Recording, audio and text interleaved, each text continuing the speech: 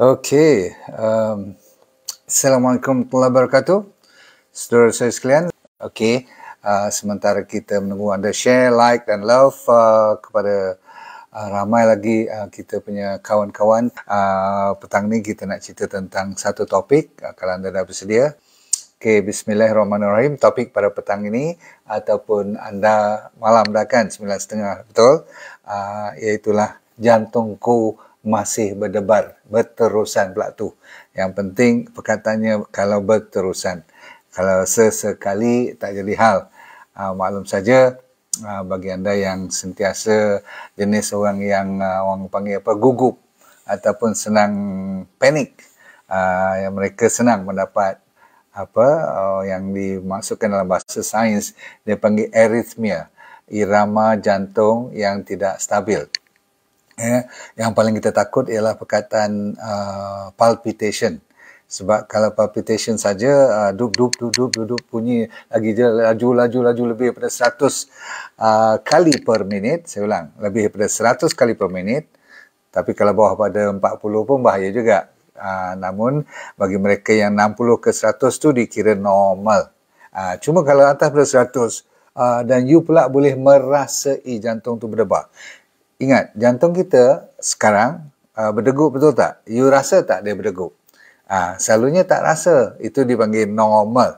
Kan? Kalau you merasa ataupun terasa, kadang-kadang macam menguit pula muscle you di bahagian dada atau di bahagian lengan ni, atas ni kan. Kadang-kadang itu yang perlu you hati-hati kalau lebih daripada 100. Tanpa sebab. Saya ulang. Yang paling takut ialah tanpa sebab. Kalau bersebab, okey, saya bagi contoh. Anda pun boleh tulis kat situ. Sambil you mendengar saya cerita ni, sambil-sambil tulis. Kenapa you berdebar? Selalunya orang kata sebab dia, okey, kita pendekkan cerita, mula dengan exercise dulu. Mestilah degupan jantung lebih daripada 100. Itu normal, kan?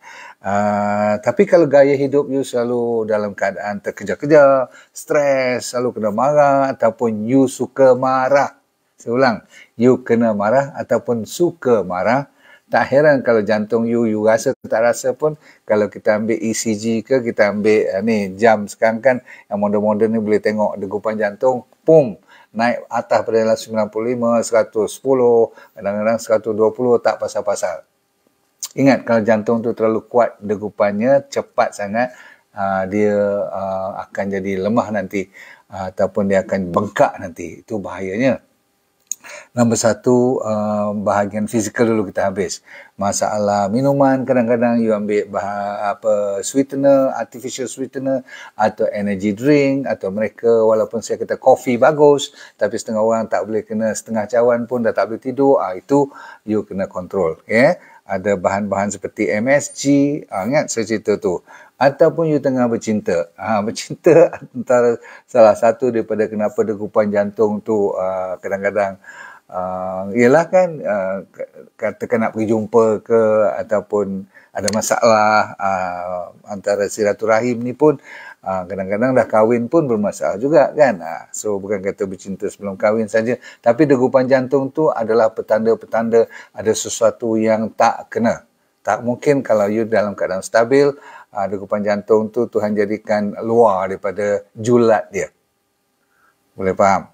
Okey, maksudnya luar daripada antara 60 dengan 100. Ada banyak lagi dugaan-dugaan hidup, macam kita datang ke umrah ni pun kadang-kadang ke airport, perjalanan, you punya pasport, all these things. Maklum saja lagi ramai orang, lagi banyak dugaan, cubaan. Ini pun kadang-kadang menyebabkan degupan jantung you boleh, kalau tak sabar, jenis perumus tu memang lagi cepat. Ini kebiasaan fizikal. Okey, ataupun you excited, maksudnya nak dapat sesuatu, atau menunggu ketibaan anak pertama yang tak pernah ada pengalaman. Of course, kalau nak angkat nikah, semua tu lagi lah. You pernah dengarkan orang sampai berpeluh. Kalau dah sampai sesak nafas, kalau sampai dah pening kepala, sampai dah nak muntah loya dan ada keringat, orang panggil peluh, peluh dingin ni kan, sejuk-sejuk sampai berpeluh-peluh semua tu, jaga baik. Okey, yang ni kita tak nak sampai peringkat Kalau you tak ada masalah jantung pun, kadang-kadang jantung ni disebabkan oleh rangsangan ataupun pemicuan environment you ni menyebabkan jantung tu kadang-kadang overload. Kena jaga baik.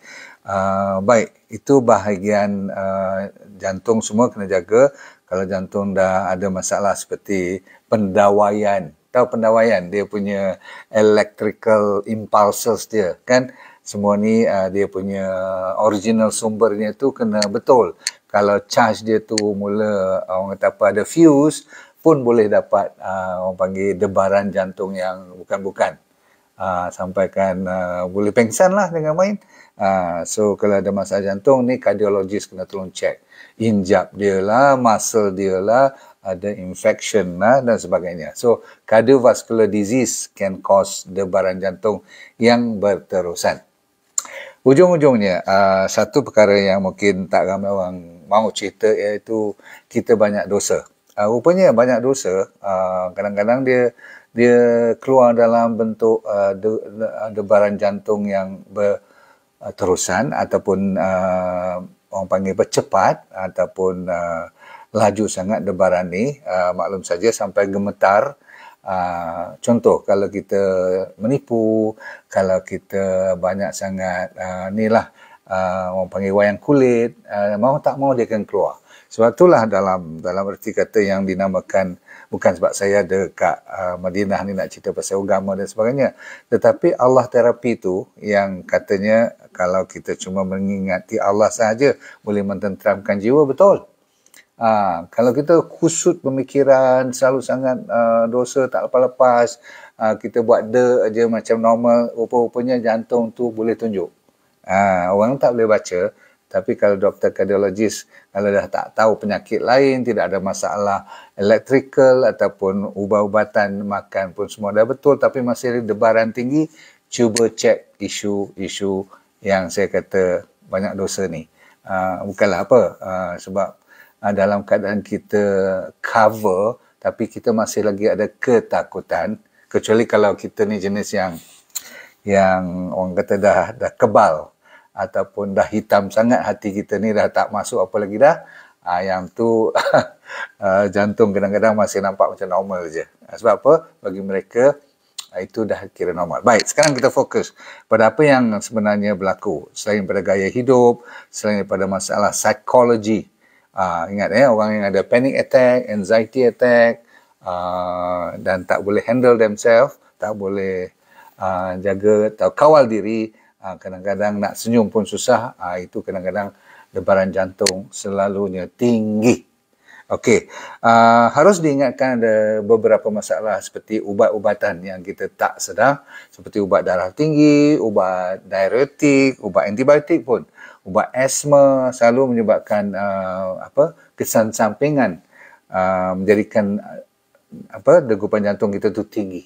Okey, ada masalah anemia, tak cukup darah merah, jadi jantung terpaksa pump lebih kuat lagi atau lebih laju lagi. Kan berat tu sebabkan tak cukup oksigen.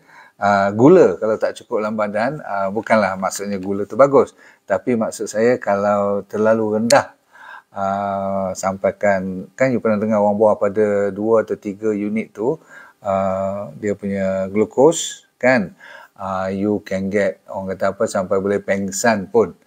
Tapi sebelum tu degupan jantung amatlah tinggi.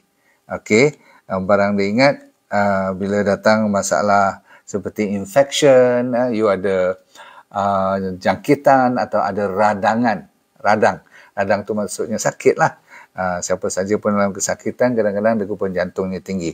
Kalau ada demam, ada masalah gastrik, ada lain-lain tu masalah yang paling kita nak jaga. Ada tak organ-organ lain yang terlibat, seperti paru-paru ataupun ada kanser. Baik, ramai orang terlupa apabila dia menghadapi masalah degupan jantung tinggi ni, dia orang kata apa, dispose of, alah biasa je lah, terutama sekali sekejap datang sekejap tak datang kan.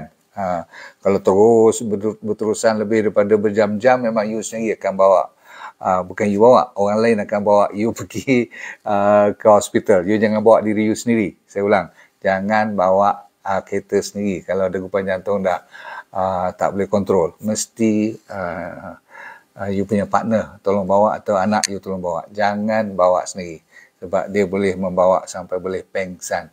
Bayangkan sakit dada, sesak nafas semua tu. So ramai orang tak sedar ada beberapa perkara yang boleh dibetulkan. Sebelum doktor buat rawatan yang sampai kena bagi ubat yang serius, ubat-ubat ni memang kena makan kadang-kadang sampai akhir hayat, nak kena macam-macam lagi lah, nak kena turunkan kolesterol lagi. So ubat tu kadang-kadang bergenggam-genggam. Kalau tak baik juga dia akan buat ablation. Tahu ablation tak? Dia akan bakar certain pendawaian. Wiring tu cuba seolah-olah dibetulkan dia punya signal tu. Ada baiknya juga. Ablation ni kalau buat di tangan orang yang mahir, ada kebaikannya. Maksudnya boleh sembuh seperti sedia kala pun. Namun yang penting ialah yang hari-hari ni. Ada beberapa saya nak bagi 7 kat sini. Satu ialah hypo atau hyperthyroid. Ramai orang lupa kepada thyroid ni. Thyroid ni dia control you punya engine. Macam kereta kita kan. Kalau rem dia terlalu kuat, kereta terbakar. Kalau rem terlalu rendah, asyik mati je. Datang traffic light tak boleh jalan. Pasal apa? Sebab you punya timing tu tak betul. So hyper atau hypothyroid also cause berdebarnya jantung kita. Nombor 2, kalau you punya masalah diabetes tak kontrol, ataupun tak kena diabetes lagi tapi suka sangat ambil benda bergula, tinggi sangat pun tak boleh, rendah sangat pun tak boleh, gula jaga baik. Lepas tu masalah body you terlalu alkaline. Memang orang kata alkaline tu bagus, body kita kurang nak kena kanser dan sebagainya. Tetapi kalau rendah sangat, selalunya disebabkan oleh potasium rendah dan kortisol tinggi. Potasium ni maksudnya untuk kontrol you punya degupan jantung juga. Dan kortisol ni tinggi maksudnya disebabkan oleh stres. Faham? Seterusnya ialah masalah tinggi sangat ambil bahan-bahan yang tinggi refined carbohydrate. Saya ulang, perkataannya adalah refined, bukan karbohidrat yang tak. Karbohidrat banyak yang elok kan, yang ada serat, yang ada good vitamin, mineral sebagainya itu kita perlukan tetapi yang selalunya bertepung dah tukar jadi refined food, processed food, yang tu menyebabkan you punya potasium akan jadi rendah. Dan seterusnya kalau sodium you pun tak cukup, jangan main. Garam-garam yang ni macam garam bukit semua tu, kalau tak cukup pun akan menyebabkan jantung berdebar. Lepas tu kalsium pun tak cukup. Lepas tu magnesium pula tak cukup. So 4. Kalsium, magnesium, sodium, potasium. Selalu mainannya 4 ni. Saya ulang. Kalsium, magnesium, potasium, sodium. Tapi tak apa, you tak payah ingat semua tu. Yang penting you suruh doktor check you punya electrolyte. Semua ni dimasukkan vitamin, minerals ataupun yang dipanggil seperti hormon-hormon, enzim, semua ni memerlukan good minerals, good vitamin dalam you punya electrolyte. Electrolyte tu lebih kurang macam kita punya cecair badan kita ni, kita punya body cell semua tu dimandikan dengan cukup imbangan antara mineral-mineral yang terbaik. Tanah sekarang pun dah tak cukup dengan mineral-mineral yang terbaik. Baja pun cuma NPK saja, nitrogen, fosforus dengan potasium. Apa jadi pada manganese, apa jadi pada magnesium, semua tu. Jadi kita kena nak buat apa? Cuba betulkan ni dulu sebelum kita pergi nak tembak ke, nak bakar ke apa-apa, nak makan ubat banyak-banyak. Betulkan ni dahulu, iaitu kita punya electrolyte. Kita betulkan seperti, tengok yang penting seperti air kelapa. Cuba amalkan air kelapa sebab air kelapa bagus dengan potasium.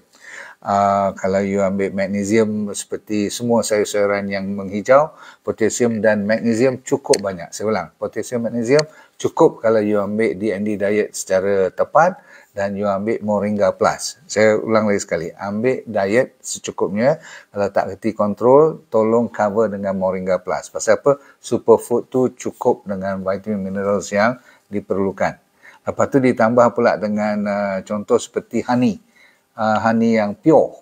Macam itulah, macam kita punya madu tualang atau madu kelulut. Tolong campur dengan lemon sedikit, amalkan. amalkan tu maksudnya selang sehari atau setiap hari, boleh. Tak ada hal, okey. Makanan-makanan yang tinggi dengan magnesium seperti apa lagi potasium tu, seperti pisang, jambu, avokado. Kalau dapat, ambil buah-buahan yang berwarna-warni, rainbow food, beetroot, mushroom, sweet potato, keledek, almond. Ni makanan-makanan yang terkenal untuk membetulkan debaran jantung. Sikit lagi kayu manis diamalkan sedikit tambahan. Serbuk dia tu setengah sudu setiap kali katakan you nak buat minuman ke apa, ataupun dia sendiri saja dengan air panas, silakan campur dengan bee sweet, ya, stevia kita. Lepas tu siapa yang suka ambil buah kurma, kata orang kalau kita ambil sama ada 1 atau 3 kurma setiap hari, banyak penyakit boleh dibantu, termasuk debaran jantung. So kurma, celery, dark chocolate, jangan malu nak ambil hot chocolate, tapi coklat yang lebih daripada 75% kakao atau kakaonya tu. Kan you tengok kan ada tulis. Cuma dia pahit sikit lah. Masuklah bee sweet. Lepas tu santan, very good. Lagi sekali coconut water, air kelapa. Lepas tu sea salt, garam Himalaya pun bagus, garam bukit pun bagus. Lepas tu apple cider vinegar, ACV. Very important bagi mereka yang ada masalah GIT, gastrik. Lepas tu jambu biji, saya dah kata tadi kan, jambu very good, jambu biji. Bukan jambu air sangat, yang dia suka jambu biji ni, yang pink ataupun yang putih tu no problem. Lepas tu omega 3 wajib. Saya ulang lagi sekali, omega 3 is very good for the heart. You tahu kan omega 3 datang daripada mana? Daripada sacha inci oil. Alhamdulillah. Tuhan bagi rezeki. Ini terkenal, dah banyak kajian, termasuk D3. Yang daripada Santera tu. Kalau you nak ambil D3 pada matahari, silakan. Tapi mesti ada vitamin D3 K2 lah. Last kali ialah kalau you allergic kepada bahan-bahan seperti caffeine semua tu, kontrol. Walaupun saya kata coffee is very good. Okay. Vitamin E, kalau ada siapa-siapa yang nak sambung, ambil ESIO tu, E-Essential Oil pun very good, sebab E is very good for the heart. Dan last kali ialah vitamin B1, thiamine. B1 adalah antara yang terbaik untuk you control you punya debaran jantung. Habis. Kalau dengan doktor, dia ada 3 cara. 1, ubat, makan. Nombor 2, bakar, ablation tu, dia punya signal-signal nak dibetulkan, dan satu lagi ada special pacemaker untuk nak betulkan dia punya per minute. Kan? You pernah dengar kan pacemaker? Supaya tidak out of control. Habis. Cuba cek kalau ada genetic factor, maksudnya adik-beradik you pun ada yang masalah atrial fibrillation ataupun masalah tachycardia, maksudnya yang tinggi debaran jantung ni, you kena lebih berhati-hati sebab ada small factor tentang genetik yang saya dapat baca ni, ada kes-kes. Kalau adik-beradik, mak bapak pun kena, abang ke, you kena lebih berhati-hati. Orang perempuan lagi sekali lebih daripada orang lelaki. Saya heran macam mana orang perempuan boleh lebih daripada orang lelaki banyak sangat ni. Statistik ni, ataupun sebab orang perempuan lebih banyak daripada orang lelaki kat dunia ni. Alright, apapun, saya doakan anda semua dalam keadaan sihat walafiat. Jaga diri elok. Kalau masih berdebar tak baik juga dengan jaga makanan ni, pastikan you, apapun saya kata, jumpa doktor pakar kardiologis dahulu. Boleh? Okey. Senyum sokmo, dunia bahagia, akhirat syurga. Dan jangan lupa apa saya kata, let go and feel good all the time. Okay. Assalamualaikum warahmatullahi wabarakatuh. Bye.